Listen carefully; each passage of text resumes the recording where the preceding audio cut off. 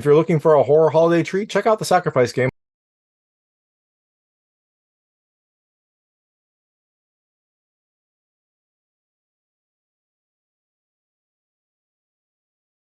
Hey everyone, this is David Stark from Watch or Pass, and I'm here to talk to you about The Sacrifice Game, which is coming to Shudder on December 8th, 2023. It is a Christmas holiday horror film that has a similar feeling to The Holdovers, except much bloodier and much more evil. My hot take is, I think you should watch it later. It has an interesting premise and style with good performances and a great cast that help prop up an ultimately fairly slow film with some strange twists. So overall, I think you should watch it later. You don't have to run out and see it like immediately, but hey, it's coming to Shudder, so if you've got some time over the holidays, go ahead and turn it on, go ahead and stream it. You'll probably enjoy it if you do like horror. So I'm going to tell you a little about the film, a few things I liked, a few things I didn't like, and then really quickly go into the ending. So as you can imagine, there will be spoilers in the ending section. If you don't want to know what happens in this movie, I would turn it off when I get there. Before that, I'll keep it vague, I'll keep it spoiler free. I'll let you know when I get to those spoilers. So The Sacrifice Game is set in 1971 at the Blackvale School for Girls. Everyone is going home for the Christmas holidays, but unfortunately 2 girls are left behind for the Christmas holidays. They have to spend the holidays at the school. They and their teacher try to make the most of it, but all that comes crashing down when some unexpected guests on Christmas Eve decide to put a little bit more horror in these holidays. So things I liked about this movie. The first, I like the practical effects. It's a horror movie. It has practical effects, and there are a decent number of them. There's a few good knife slashes. There's a few good kind of cutting pieces. There's a lot of like blood that comes out. I really like that the film focused on the practical side. It's not always great, but at least it's not always like perfect, but it looks pretty good, and it definitely kind of helps to give you a sense of horror when some of these horrific things do start happening.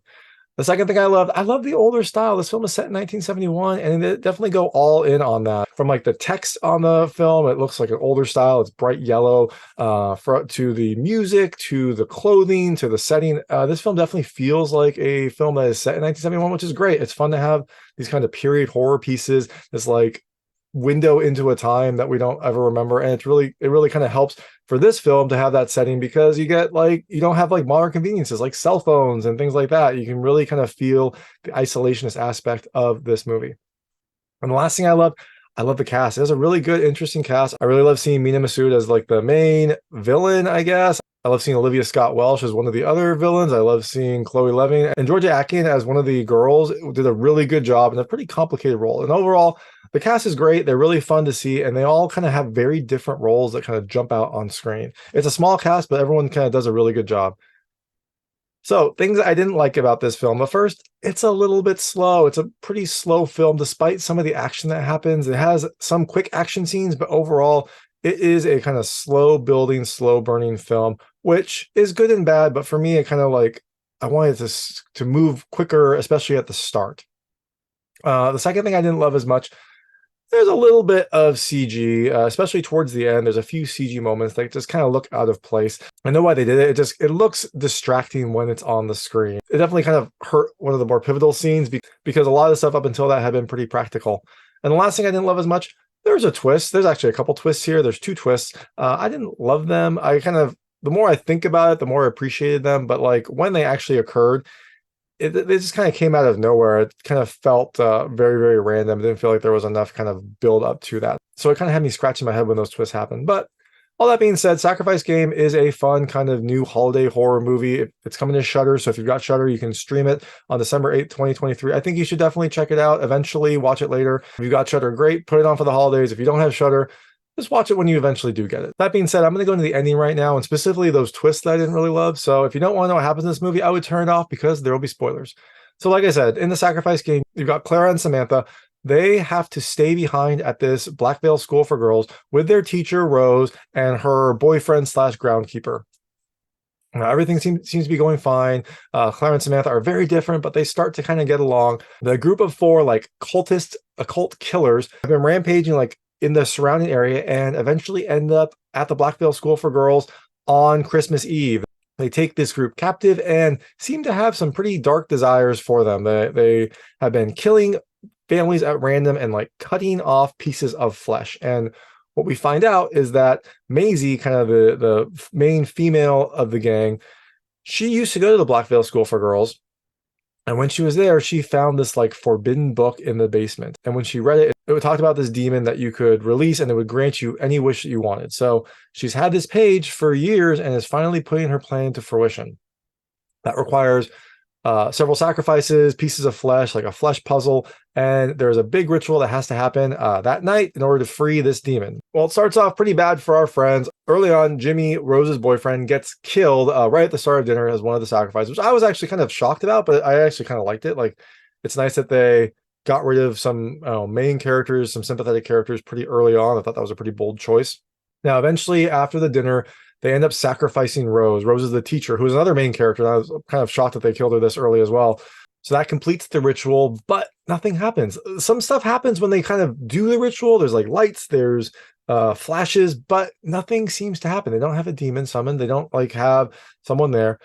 So Maisie goes along with Jude, the leader, to go look for the book to try to see if there was something that they missed. And while that's happening, Grant, who is like the muscle, and Doug, who is kind of like comic relief, he also has a car, they stay behind to watch the girls. Now, during this time, Clara starts acting a little bit weird, and she tells the two kind of people watching her, Grant and Doug, that she wants to show them something. She starts kind of like showing her arms and showing her back, and she has all these sigils scratched into her. And then she starts like strangely, jerkily dancing around, and you can tell that something is going on. Her smile has changed, her look has changed, and then she seems to kind of take over Grant. Grant is the kind of muscle of the operation. She seems to be able to like control him, and she tells him that he needs to let Samantha go. He listens. Samantha gets out of there, and she runs out in the snow in not snow gear, so she's probably going to be very cold, but at least she gets out of there. And while they're looking for the book, Jude starts saying like that he feels the demon and that he feels like he's the demon, and he starts to kind of like choke Maisie, who doesn't take this, hits him with a candlestick, and Jude kind of fades away. But so after this, Doug shows up, and Maisie and Doug are looking at the book, and Maisie realizes something about the ritual. It's not a summoning ritual, it's an unbinding ritual, which means, I guess, that the demon has always been there, and now they are like freeing it. So you're like, what is going on here? Like, I thought they were summoning a demon, now they're like unbinding the demon. And that is when they start looking at some of these pictures of past girls at the Blackvale School for Girls, and they see this one student over and over again. And when Maisie first entered the Blackvale School, she had been a student here. Remember, she found the book when she was younger. She kind of used that for this ritual. Well, she kind of recognized Clara. She thought that Clara looked familiar, like they'd met before. Well, apparently she had, because Clara has been at this school for a very long time, and they keep looking for her and seeing her in these pictures for years and years and years. So it seems like Clara has been trapped there, and she is the demon. And now they have kind of unbound her, let her kind of roam free. Kind of. Unfortunately, the ritual still requires one more thing, and that is the like blood of the guilty. So we have Clara, who is the demon who has these powers and has control over Grant, and we have all the other individuals. They get captured by Clara. She uses her demonic powers to like bind them, to kind of keep them there. And she starts kind of making them sacrifice each other, because apparently Clara can't be the one to do the sacrifice. She has to get other participants to do it. So she ceded that page to Maisie, got her to do the kind of main part of the unbinding ritual. And now for the blood of the guilty, someone else has to kill these people, or they have to kill each other. Clara can't do it. Luckily, she has Doug, who is kind of under her control. So Doug goes in and starts like cutting up the various gang members. Each of them offers like a sacrifice. They cut some of Maisie's hair. They cut off Doug's fingers. The Grant cuts himself and blood comes down. And Jude, they cut off his ear. And then the actual sacrifice happens, and Grant starts killing both Doug and Jude. He is about to kill Maisie, but Maisie has some sway over him. He likes her. He is attracted to her. She tries to use her charm on him, and he eventually kills himself, which is fine for him, not good for the ritual, because Clara needs all of them to be sacrificed. And if Grant isn't there, Maisie has to kill herself. And at this point, we have Samantha coming in. She had left. Remember, she had run away, but she remembered the motto of the Blackvale School for Girls: Blackvale girls look out for each other. So she went back to try to help and came into this pretty horrible scene. Now, during this time, the various characters who were tied up had like these black ropes around them, and they were shimmering. This is the weird CG effect. They looked really off. They were like shimmering with gold on these black ropes. And when Samantha comes in, she seems to distract Clara. Clara drops the ropes, and Maisie tries to run away, but Clara doesn't seem very fazed. She's going to mess with Maisie, try to get her to kind of like go crazy so she kills herself. Samantha confronts Clara and says, "Don't kill her." And Clara like tells her about how she's been trapped and whatnot. And Samantha turns to her and says, "I care about you." And Clara says, "Then let me out." And that is when the second kind of twist happens. Maisie is getting out. She's like running out of the school. Clara has stopped messing with her, but she stops her out the door because Samantha, with her axe, kills Maisie. She completes the ritual. Clara is now free. She kind of goes to the door and starts like pushing through this barrier and eventually is able to escape. So the demon is free. I guess that's good. Maybe. I mean, we'll see what happens. Now, we hear sirens off in the distance. When Samantha had escaped earlier, she did call the police to tell them that something was happening at the Blackvale School. So all these police are going to come into this pretty horrible scenario. Samantha hears the sirens and asks Clara if she's going to leave, because she probably should. She's a demon. She can finally get out of there. And Clara asks if Samantha wants to come with her. Next scene we see, you see the police pulling up to the school. They are about to go inspect this horrible, horrible scene.